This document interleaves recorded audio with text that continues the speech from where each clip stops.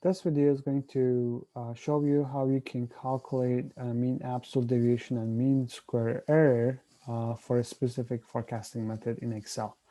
So let's get started. Again, you are familiar with this problem. We have weekly patient arrivals to our health center, and we are just trying to make a forecast. We actually made a forecast by using moving average method with n is equal to 3. Remember how this works. It basically looks at the 3 most current observations and it takes the average of them and then lists it as a forecast for our future time period. For example, for 83 is a forecast for week 4. How we obtain this?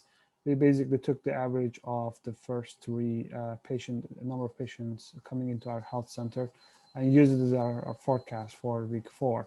And then we are, by using moving average method with n is equal to 3, you can get the respective forecasting method for the future time periods very similarly. Just look at back 3 periods and then take the averages, and then that should be your forecast.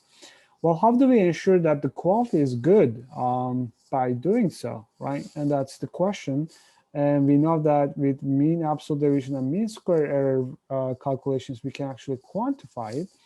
In mean absolute deviation, we will need the deviation between the actual observation and the forecast value in absolute form. And what it does is it adds them up and divide the whole thing by n. So let's do it iteratively. So if you just look at the differences between the actual observation and future observation, actual minus future, you would get these numbers. As you can see, there are some minuses and there are some pluses here in these pure differences. You will see that when you put them in absolute value, my apologies, I don't know why this just came up. Let me close this.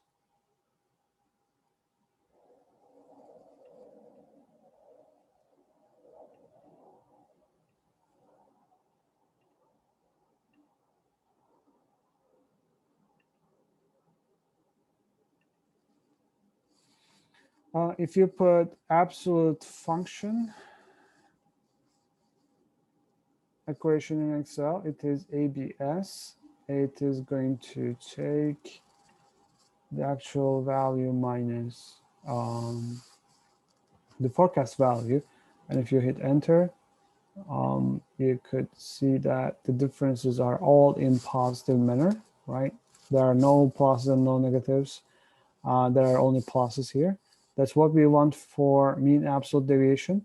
But for mean square error, we need in the numerator, what we actually need is the squared differences. So we will actually have to square the differences in these cells.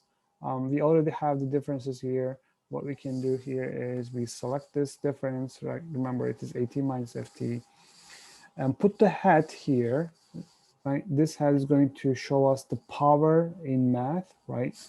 So d6 to the power of 2, right? So again, this hat, if you look at your keyboard, it should be Shift 6 in almost all keyboards, but it might change. So whenever you see this hat on your numbers on your keyboard, it can be 6, it can be 5 in different keyboards. You should be using it with a shift, right? So that you can populate this as a power. And if you hit OK and drag this down, it should calculate the squared differences for each week, okay? When it comes to calculating MAD, then it is just the average of these absolute differences, right? Okay. On the other hand, for MSE, again, it is the average of these squared differences, right? So in this case, if you use moving average method, n is equal to 3, MAD value you obtain is 12.56, and MSE value that you will obtain would be 82.87. Let's compare this with exponential smoothing moving average.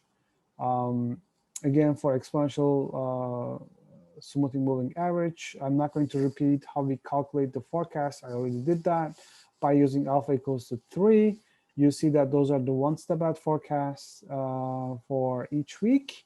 What we are going to do, since we are going to compare exponential smoothing with moving averages, let's pay attention. We will see that we don't have any forecast by using moving average method for the first 3 weeks. Although I do have a forecast for the first 3 weeks by using exponential smoothing method, I'm not going to use them in calculating MAD and MSE. This is because I would like to be fair with each forecasting method. So let's get to work starting after week 4. What we did is we took the differences, just the plain differences between the actual observation minus the forecast, right?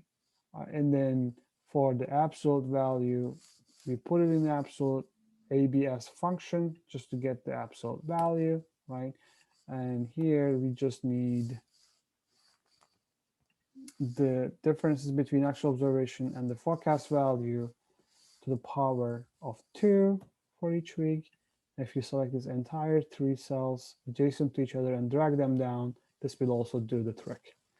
Okay, and when it comes to MAD, MAD is simply an average of absolute differences, right? Enter. And with MSE, again, we are averaging the squared differences.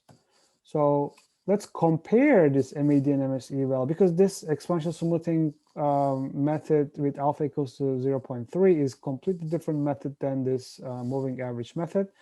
Let's see which one performed better. The MAD, according to MAD, 12.56 versus 13.07. They are close, but moving average method with n equals to 3 is producing lower error in terms of MAD. Let's check MSE values, 182.87 versus 209.06. There's a much more significant difference between MSE values between these two forecasting methods. So since moving average method with n equals to 3 is giving us lowest errors, we are going to go with moving average method, especially when you're trying to make a forecast for the future, the unknown observations. You should rely more on moving average method. Of course, as you have more observations, right, available to you, you may want to just check the quality of these two methods to see whether they are changing. Maybe exponential smoothing method may give you, with the more data becoming available, it may give you lower errors along the way. So just be on the alert and then continuously check your error values to see which one that you should be relying on. A quick thing to do here, just to update the quality of these calculations, maybe to change this alpha value right here. Let's say, let's make it 0.4 to see whether these error values are improving. As you can see, those are improving. 12.20 versus 12.56. It's producing much better here in terms of MAD and MSE too, right? Let's keep increasing this to see whether it's going to be increased. Exactly, it's going to be going much further down. So let's just keep doing it until 1. It's going much better, much better, much better, much better. Let's make it 0.95.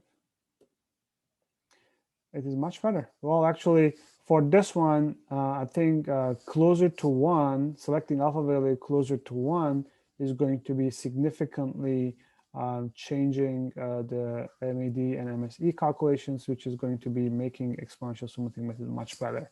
So the reason to use Excel for your forecasting value calculations is the ability to change your forecast and the parameters very quickly and very easily.